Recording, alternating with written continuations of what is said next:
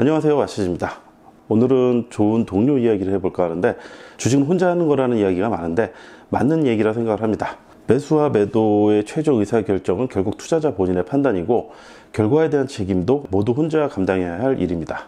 그렇다고 하더라도 최종적인 의사결정을 하기 전에 상황 판단을 위한 정보를 취합하거나 정리의 과정에서 주위에 좋은 파트너나 동료가 있으면 훨씬 더 좋은 결과를 만들어낼 수 있다고 생각을 합니다. 사람에 따라서는 혼자서 집중하고 성취를 이루기도 하지만, 보통의 사람의 경우 협업이나 조직을 통한 시스템을 통해 더 많은 것을 이루어내지 않나 생각됩니다. 특히 투자 연구 단계에서 좋은 동료들이 주는 효과는 꽤 크다고 생각하는데, 일반적으로 예전 영상에서 몇 차례나 언급했듯이 선의의 경쟁 효과도 있고, 학습 시간을 단축할 수도 있고, 정보의 습득량이 증가하는 효과도 있습니다. 그 외에 정말 좋은 동료가 있으면 투자 스트레스를 좀 완화해 주기도 하고, 동기부여가 되기도 하고, 심리적인 안정감도 주고, 가끔은 동료가 멘토 역할도 하고 상담자 역할도 하기도 합니다. 그런 측면에서 든든한 힘이 되고 버팀목이 되기도 합니다. 그럼 어떤 사람이 좋은 동료가 될 수 있을까? 저는 가장 첫 번째로 인성이 아닐까 생각이 되는데, 상대를 배려할 줄 알아야 나머지 좋은 가치들도 돋보일 수 있다고 생각이 됩니다. 아무리 돈을 많이 벌고 투자 실력이 뛰어난 사람이 있다고 해도 시세 조작을 하고 무리를 일으킬 만한 행동을 한다거나, 이럴 경우에는 주변 사람들에게 폐를 끼칠 수도 있습니다. 심한 경우 가치 조사를 받는다거나, 이로 인해 불필요한 오해를 살 수도 있고, 투자에는 장기적으로 좋지 않은 영향을 미칠 수 있습니다. 두 번째는 꾸준히 학습하는 사람인데, 열심히 하는 사람이 주위에 있을 때 긍정적인 효과가 상당합니다. 그래서 많은 사람들이 주위 사람의 영향을 받는데 덩달아 열심히 하는 효과가 있습니다. 왜 많은 부모들이 자식 때문에 이사 가고 그러죠? 학군 좋은 곳으로.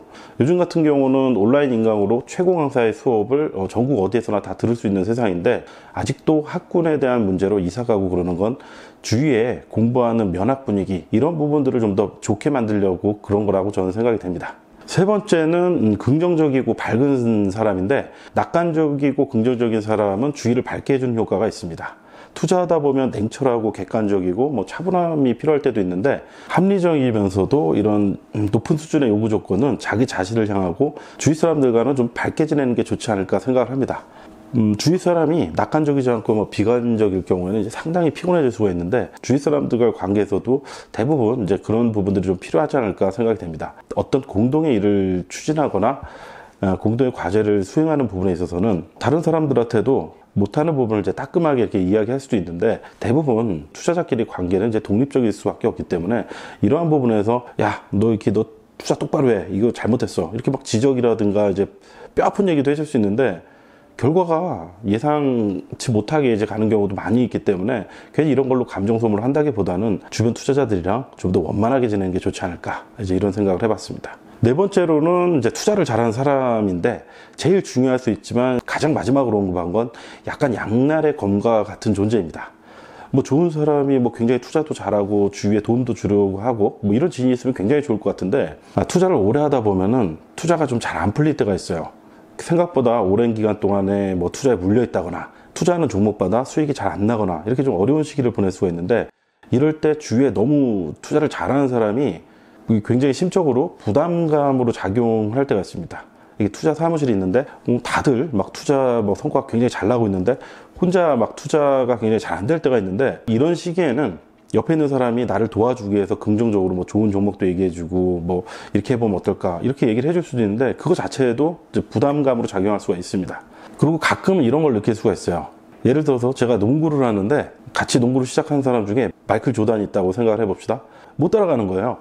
타고난 자질이라든가 성향 이런 것도 있고, 실력적인 측면에서도 그럼 나는 이제 기대감을 낮출 수가 있는데, 나랑 같이 투자하는 사람은 똑같이 시작했는데 몇 년 만에 슈퍼개미가 되고 50억, 100억 이렇게 수익을 내는데, 나는 나름 한 꽤 열심히 해서 연간 40%, 50% 이렇게 수익을 냈는데도 불구하고 굉장히 위축될 수가 있어요.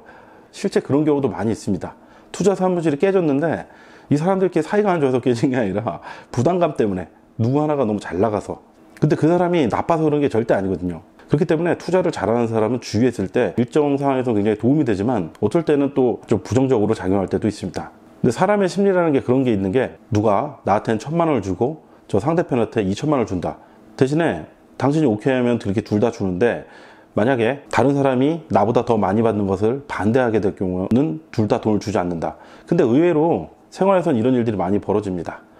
나한테는 1,000만 원을 받는 게 훨씬 더 이득인데 다른 사람이 2,000만 원을 받기 때문에 이걸 반대해서 둘 다 못 받게 되는 이런 것들이 투자가 아니라 다른 이제 현실에서도 이런 일들이 심리적인 부분에서 많이 일어나는데 이런 것들이 이제 인간적인 약점 때문에 불편함으로 다가올 수 있는 점은 좀 감안할 필요성이 있습니다.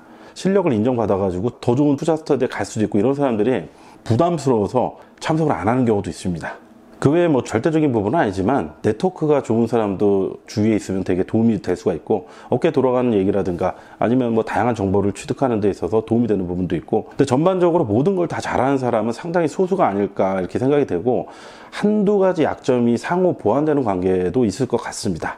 시기에 따라서는 내가 가진 장점이 부각되는 시기가 있고 상대적으로 약점이 문제가 되는 시기도 있기 때문에 이것도 뭐 절대적이진 않죠. 사실 투자뿐만이 아니라 이제 모든 인간관계라는 게 그렇게 딱 맞아 떨어지거나 공식화할 수 없고 변화무쌍합니다. 때로는 혼자 시간을 가지는 게 최선일 수도 있습니다. 이상적인 관계에 대해 생각해보고 이야기해봤는데 비슷한 상황에서 같은 목적성을 가지고 서로 간에 상호 긍정적인 방향으로 나아갈 수 있게 관계적인 노력이 필요하다는 생각입니다. 가장 좋은 관계를 만드는 건 이상적인 조건을 갖춘 사람을 찾는 것보다 자신이 좋은 사람이 되는 게 가장 현실적인 방법이 아닐까도 생각을 해봅니다.